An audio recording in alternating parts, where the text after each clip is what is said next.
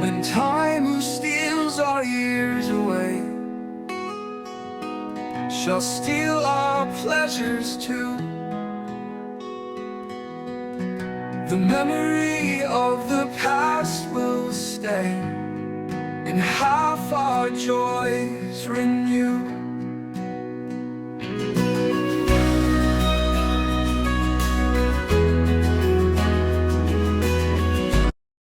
Hello and welcome. So finally, after years of lobbying, the WA government funds groundbreaking LGBT family and domestic violence campaign. When I say finally, I mean in 1996 the Murdoch University commissioned or did research in LGBT domestic violence, and they found that it was a crisis level then. And so ever since 1996, survey after survey after survey has come out and demonstrated that there's a huge problem with domestic violence in the LGBT, HIV and trans communities, and nothing has been done.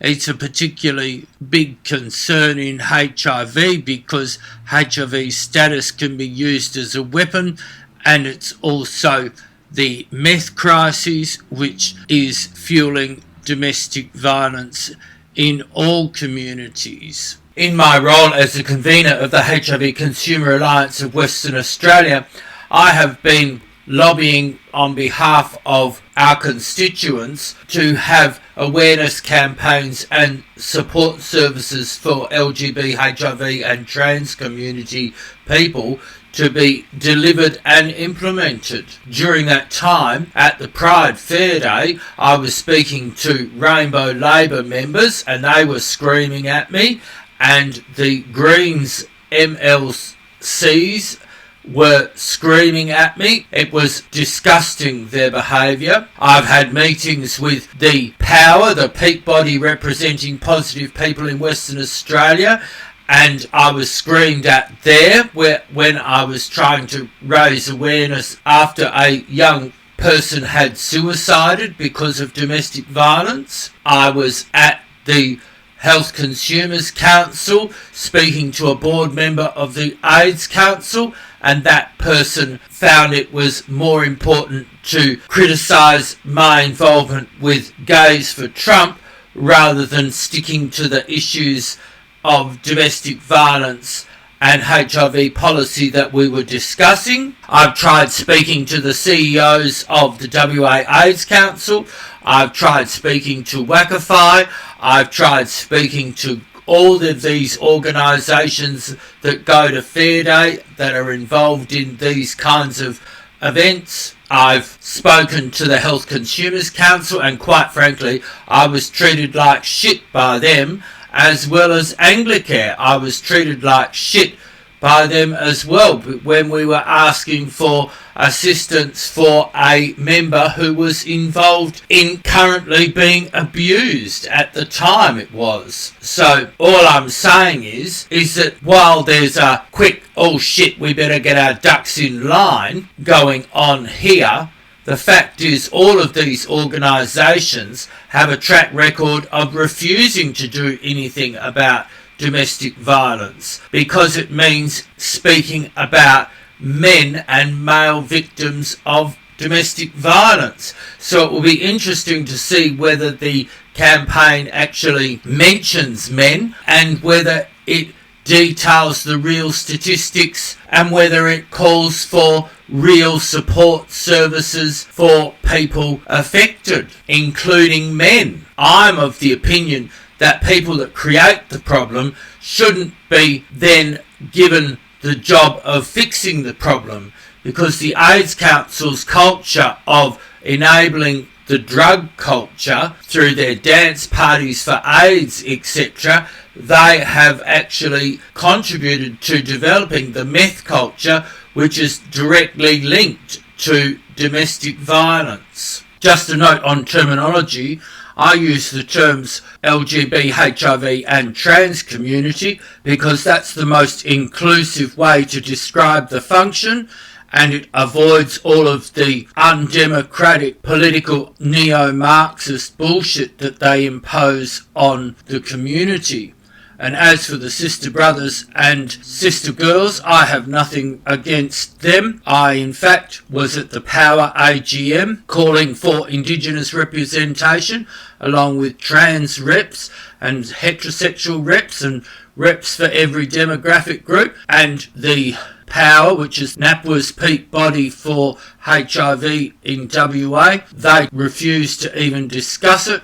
And at the end, they told us to fuck off. And at Wacify, I also asked them about having Indigenous representation at the Health Consumers Council again, and the AIDS Council. I've had extensive conversations with CEOs and positive services managers about the need to have Indigenous people represented in the decision making about HIV services. But they all said no. So I think it's a bit rich that after ridiculing me, they are now seeing that because the government is putting out funding and requiring them to be actually inclusive of all of the demographics that are affected by domestic violence, and we know that the meth epidemic affects Indigenous people hugely, and so now that there's some money involved for a campaign, the AIDS industry and their friends are all getting on board, and that's basically what it is. So the best way to describe it and leave the political bullshit out of it is LGBT, HIV and trans community, because there's not really much community anyway. The AIDS Council made sure they put a stop to any community a long time ago. So this is published by Out in Perth. The WA government has today announced $350,000 funding for a groundbreaking family and domestic violence awareness campaign tailored to the LGBT, HIV and trans community. Pride in Respect, a collaborative project, will be delivered by Living Proud, WAC, Grey and Trans Folk WA, combining their expertise to address the unique challenges faced by LGBT, HIV and trans individuals experiencing family and intimate partner violence. The organisations partnering in the project said that family and intimate partner violence in the LGBT, HIV and trans community affects people across all communities, but LGBT, HIV and trans individuals face distinct barriers due to stigma, societal norms and systemic discrimination. There's also a huge problem in the domestic violence industry where they refuse to acknowledge male victims of domestic violence, and they refuse to provide services, support services for men, whether they be bisexual, gay or heterosexual. So the systemic discrimination is actually coming from the organisations who are supposed to be supporting people in those situations. Often the experiences of gay, lesbian, bisexual, transgender and other members of the communities are overlooked, dismissed or misunderstood or erased, because in this situation we know that between 75% and 90% of HIV positive people have been exposed to sexual violence or domestic abuse, and they have not even been mentioned in this article. Research shows that LGBT, HIV and trans people experience intimate partner violence at similar rates to heterosexual individuals, yet heteronormative and cisnormative frameworks make it harder for many to identify, name and report their experiences. The real domestic violence figures are on the screen now. As you can see, that the leaders of the pack are the bisexual and lesbians, followed by heterosexual women, and then gay men, trans people come next, and then it is heterosexual men who are far more unlikely to commit intimate partner violence, in spite of what the propaganda says. This silence often leaves victim survivors without the support and resources they need. Perpetrators may use specific tactics, such as threatening to out someone, controlling access to gender-affirming care, or using homophobia or transphobia to isolate victims, compounding the barriers to seeking help. Having organisations which don't support ideological free support services is also a big problem. For example, all of these organisations mentioned have a history of erasing male victims of domestic violence. The HIV Consumer Alliance, along with the Sisters of Perpetual Indulgence, have spent years lobbying the WA government and these organisations mentioned, and all of them up until now have refused. In fact, there's been shouting matches because the word male victim has been dared to be raised. And up until now, none of these people can provide the actual rates of domestic violence, and that is probably because the rates are inverted. They want to blame heterosexual men all the time, whereas female violence is one of the big problems. And of course, in terms of the support services, females go into the domestic violence support services and they get help, and the lesbians will often write down that it's a male that's abused them because that's what the people who are doing the recording do.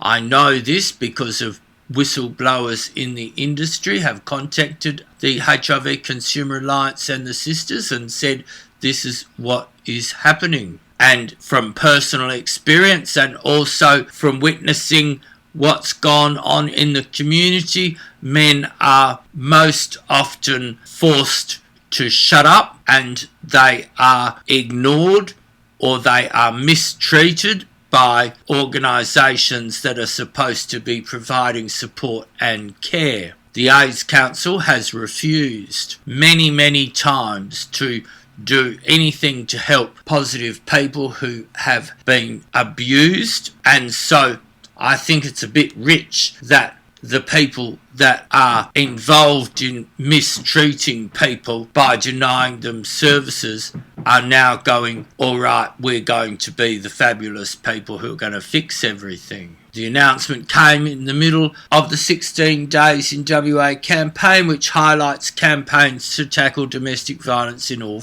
its forms.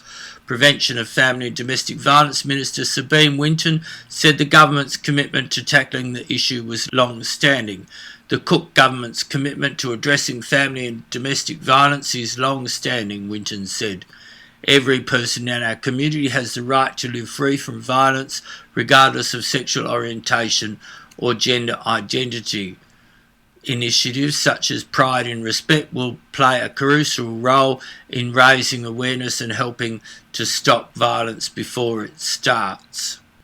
This notion of commitment is also one of the ways that left-wing ideologues abuse people. The AIDS Council, in one particular situation where someone was asking for a referral, the AIDS Council kept saying, but we're committed to providing this, we're committed to. And then the HIV Consumer Alliance intervention was to say, well, when are you going to provide this service? And that was where it all broke down, because while they were committed to providing the service, they actually had no intention of actually providing that support.